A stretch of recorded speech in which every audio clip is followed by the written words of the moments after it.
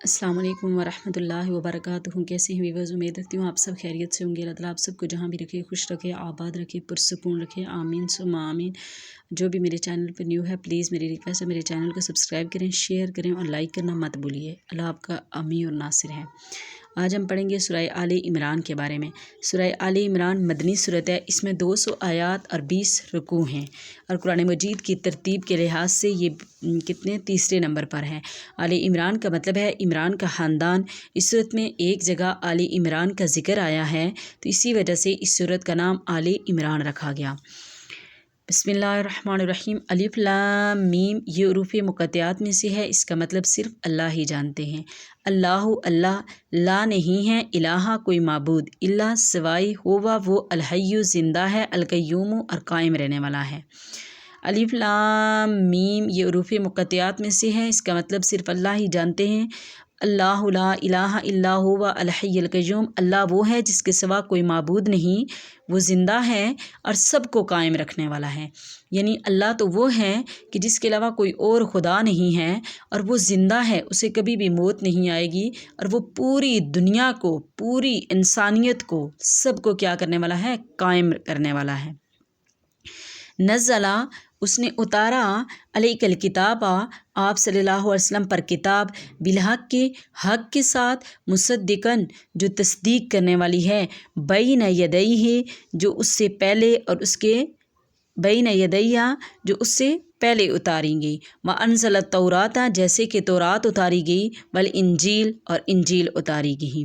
अब इसका बामावरा करेंगे। नज़्ज़ला अलैकल किताबा बिलहक की मुसद्दिकल लिमा बैन यदैहि व अनज़ल तौरात वल इंजील के नबी पाक सल्लल्लाहु अलैहि व आलिहि व अस्हाबिहि वसल्लम उसने आप पर, अल्लाह ताला मुहातिब हैं कि फरमा रहे हैं, ए नबी हमने आप पर ये किताब हक़ के साथ नाज़िल फरमाई है। कौन सी किताब? कुरान मजीद।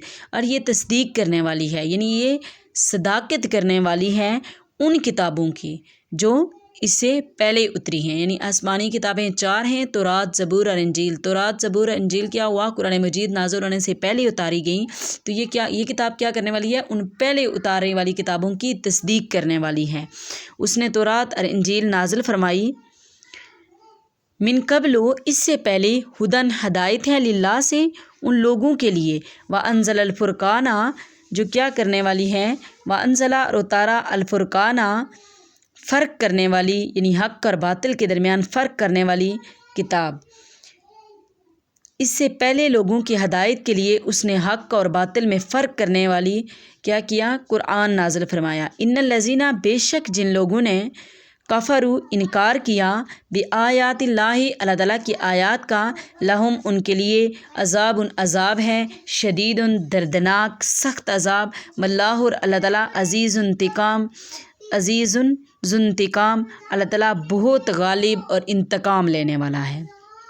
बेशक उन लोगों के बारे में बात हो रही है जिन लोगों ने अल्लाह की आयत का इनकार किया, उनके लिए सख्त अज़ाब है और वो अल्लाह बहुत गालिब इंतकाम लेने वाला है। इन्नल्लाह बेशक अल्लाह ताला ला यख्फ़ा नहीं मख्फ़ी रखता या नहीं पोशीदा रखता या नहीं छुपाता, अलैहि इस पर, शैइन कोई चीज़, फिल अर्दे ना ही ज़मीन में, वला फिस समाई और ना ही आसमान में है।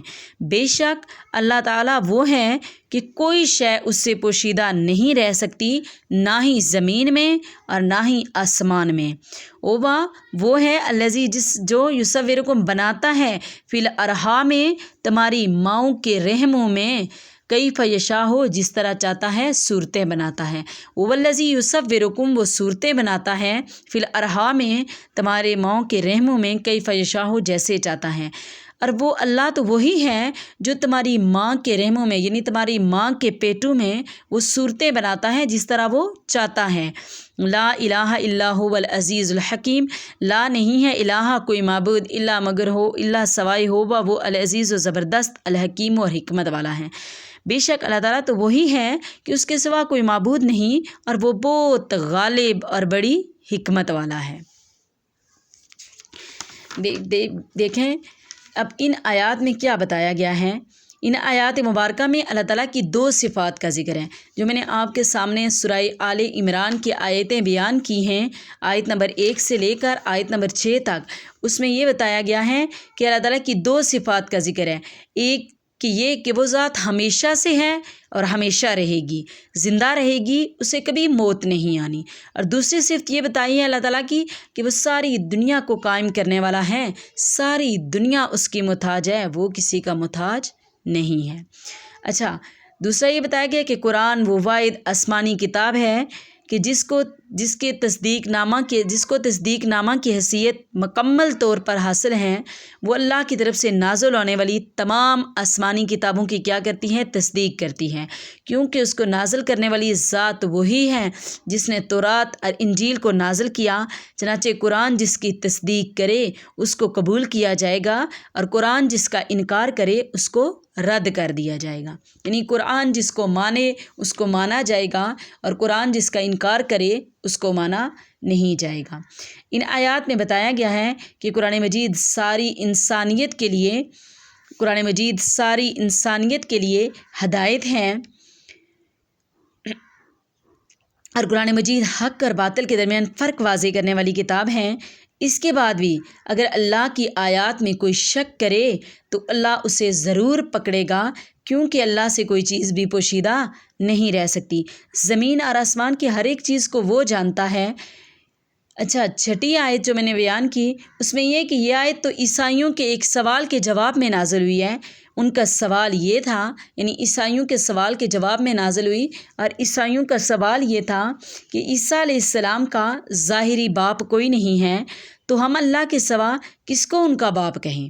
یعنی حضرت عیسیٰ علیہ السلام کی پیدائش بغیر باپ کے ہوئی، تو عیسائیوں کا یہ سوال تھا کہ حضرت عیسیٰ علیہ السلام کا تو دنیا میں کوئی ظاہری باپ موجود نہیں ہے، تو ہم اللہ کے سوا کس کو ان کا باپ کہیں؟ تو اللہ تعالیٰ نے جواب دے دیا کہ اسے یہ قدرت ہے کہ ماں کے پیٹ میں وہ جس طرح چاہے آدمی کا نقشہ تیار کرے۔ کیا کوئی انسان جو خود بھی ماں کے پیٹ میں رہ کر آیا ہو، عام بچوں کی طرح کھاتا پیتا ہو، بھلا اللہ کا بیٹا کیسے کہلا سکتا ہے؟ اگر اللہ حضرت حوا کو بغیر ماں کے پیدا کر سکتا ہے تو حضرت عیسیٰ علیہ السلام کو بھی بغیر باپ کے پیدا کر سکتا ہے، کیوں کہ اللہ کے علم و حکمت کا کوئی بھی احاطہ نہیں کر سکتا۔ امید ہے آپ سب اس کو ضرور سنیں گے اور لائک اور شیئر بھی کریں گے۔ تو اللہ تعالیٰ آپ سب کا حامی اور ناصر ہو، ہمیں بھی رمضان المبارک میں دعاؤں میں یاد رکھیں، ہم بھی آپ کو دعاؤں میں یاد رکھیں گے۔ السلام علیکم ورحمۃ اللہ وبرکاتہ۔